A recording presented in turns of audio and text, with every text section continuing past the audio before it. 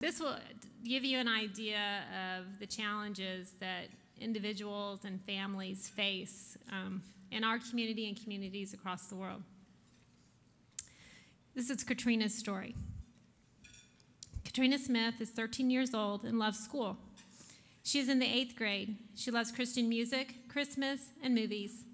Katrina plays the violin, volleyball, and works with 5- and 6-year-olds at her church. Katrina is loved by so many of her classmates because of her smile and ongoing positive attitude. Katrina was an ordinary kid who was living an ordinary life. But then in July of 2007, things drastically changed for her and her family. Katrina's father, who was the sole provider and worked at Ford for over 16 years, was diagnosed with a rare form of leukemia. And although he courageously fought really hard, and he passed away in September of 2008. The following year, September 2009, her mother, Christy, was diagnosed with MS. Christy underwent brain surgery and began treatments for MS. As time went on, Christy and her 2 daughters began trying to overcome the many tragedies that they had been faced with. What they didn't know is that, yet again, they would be faced with another obstacle. In December of 2010,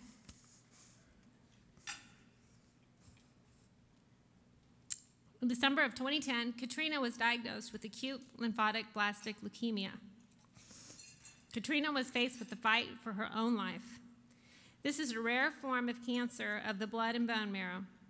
Katrina's leukemia was very serious, and her best chance for survival was recovering a bone marrow transplant.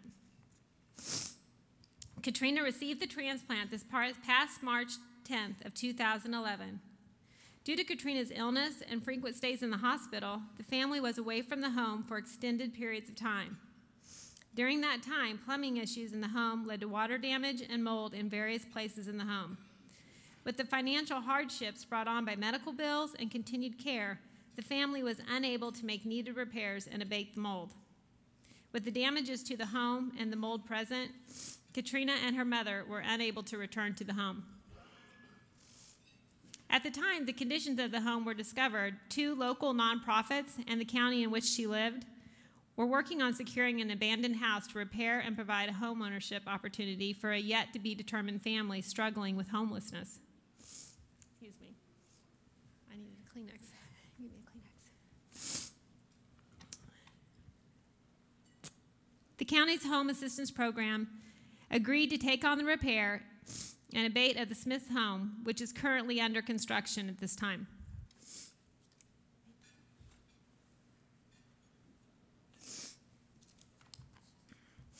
Katrina is now considered to be cancer-free and continues to be closely monitored by doctors.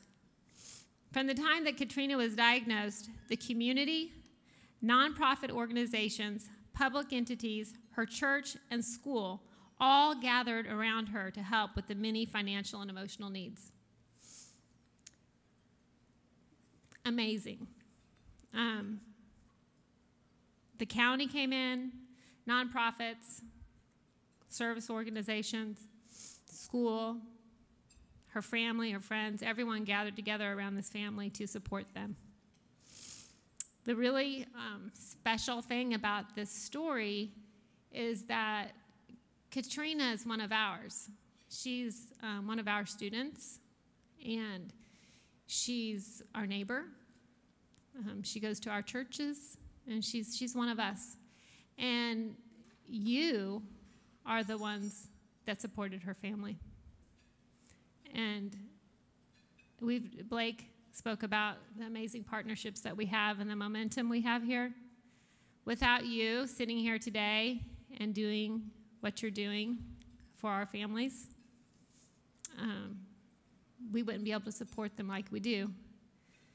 And they wouldn't have the outcomes that they're having, which are now positive. So because of you, the family, the mother, and Katrina and her sister, they received financial assistance needed for continued medical care.